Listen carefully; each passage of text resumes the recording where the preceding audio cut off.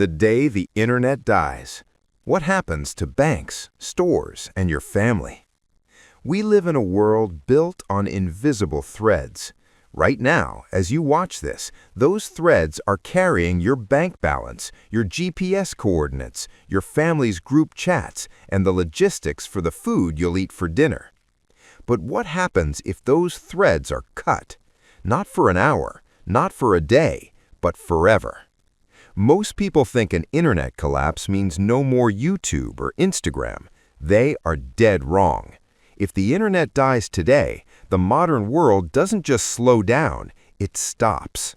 From the digital vaults of the world's biggest banks to the smart locks on your front door, everything we rely on is tethered to a global network that is far more fragile than you've been led to believe. This isn't a tech glitch, it's a total civilization reset. This is the timeline of the first 7 days after the internet dies. Are you holding a lifeline or just a useless piece of glass? Before we look at the chaos, we have to look at the cloud. We've been told the internet is decentralized, but the truth is our entire lives are hosted in a handful of massive data centers.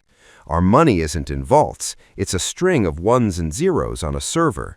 Our food isn't in warehouses, it's in a constant state of motion managed by AI algorithms. We have traded resilience for convenience. We have built a skyscraper on a foundation of glass. When that glass shatters, the fall is going to be spectacular. Day 1 is the phase of silent addiction. The first few hours are defined by a strange collective confusion. You reach for your phone to check the news, but the feed won't refresh. You think it's your Wi-Fi. You toggle the switch. You restart your router. You look outside and see your neighbors doing the exact same thing. This is the denial phase. People will spend the first 12 hours driving to find a signal, but as they pull into gas stations, the first real crack appears. The pumps don't work. Not because there is no gas, but because the payment processing system is dead. Credit cards are now just useless pieces of plastic. By the evening of day 1, the digital withdrawal kicks in. We are a society addicted to instant dopamine and constant connection. Without it, anxiety spikes. People realize they don't even know their best friend's phone number by heart. They don't have a paper map in their car. They are digitally stranded in their own neighborhoods. By day 2, the inconvenience turns into a crisis. This is the day the banks effectively cease to exist. In a world where only 10% of the global money supply exists as physical cash, the disappearance of the internet is the ultimate bank run. You go to the ATM, but the screen is black. You go to the bank branch, but the doors are locked because the tellers can't access your account records. They don't know how much money you have, and they aren't authorized to give you a penny without digital verification. This is where the panic begins. If you don't have physical cash under your mattress, you are officially broke. On day 2, the realization hits. If you can't pay for it, you can't have it. Wealthy individuals with millions in the bank find themselves unable to buy a loaf of bread. The social hierarchy begins to flip. The person with a full pantry and a silver coin is suddenly more powerful than a CEO with a locked crypto wallet. By day 3, the just-in-time delivery system dies. Modern logistics is an intricate dance of digital pings. Trucks don't move unless a server tells them where to go. Warehouses don't release pallets unless a digital signature is verified. By day 3, the grocery store shelves are not just empty, they are abandoned. The refrigerated sections have failed because the smart grid management systems have shut down. Thousands of tons of food begin to rot. At the same time, the communication blackout reaches a breaking point. Families are separated. If your child is at a university 3 states away, or your spouse is on a business trip, you have no way to reach them. The silence is deafening. Without GPS, people who have relied on Google Maps for a decade find themselves unable to navigate more than 5 miles from their home without getting lost. By day 4, the crisis moves from your wallet to your front door. When the internet dies, it doesn't just take your data, it takes the smart out of everything. Your security cameras are blind, your smart locks might be frozen, and the people who were waiting for the fix are now realizing that no one is coming to save them. This is when the mask of civilization truly falls. We forget how much of our physical world is managed by the internet. Water treatment plants use digital sensors to balance chemicals. Power plants use networked clocks to sync the electrical grid. On day 4, the smart grid begins to fail. Without constant data synchronization, power plants may trip and shut down to prevent hardware damage. Large sections of the country go dark. Water pressure drops as the pumps lose their digital commands. This is the day of the domestic emergency. Without water from the tap and without power for heating or cooling, the home is no longer a sanctuary. It's a box. People begin to spill out into the streets, looking for resources, looking for information, and looking for someone to blame. The healthcare system is perhaps the most internet-dependent sector of all. By day 5, hospitals are in total disarray. Patient records are locked in the cloud. Diagnostic machines that require a server connection to run are now expensive paperweights. But the real tragedy is at the local pharmacy.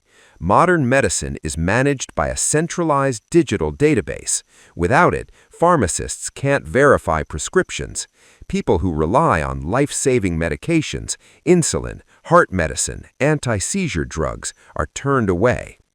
Desperation leads to the first wave of targeted violence. Pharmacies become the primary target for looters, not for money — money is worthless now — but for the chemicals that keep them alive. The medical system has transitioned from healing to triage, and the mortality rate begins to climb. By day 6, the government is a ghost. Without the internet, the central government has no way to broadcast orders to the masses. The police are spread thin, often abandoning their posts to protect their own families.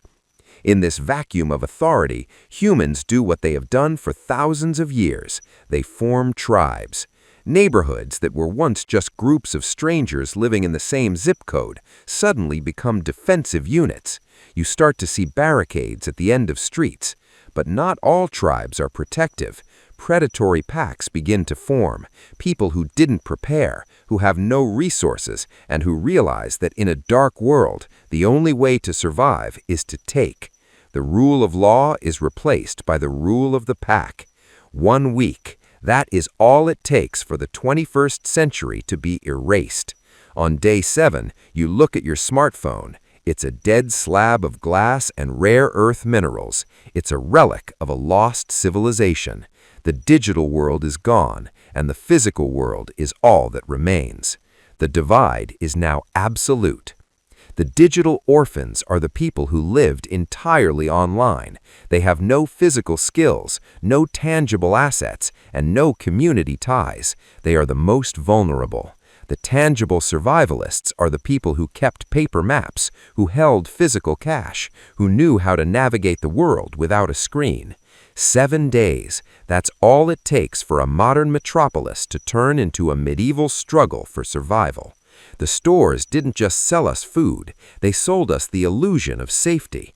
Now that the shelves are bare, the only thing that matters is what you did before the doors locked. The question isn't what will you do on day 8, the question is, if this happens tomorrow, do you even have what it takes to make it to day 3? The death of the internet isn't a scenario from a movie, it's a possibility that military and tech experts warn about every day. Whether it's a massive solar flare, a coordinated cyber warfare attack, or a total infrastructure collapse, the digital dark age is a real threat. So what do?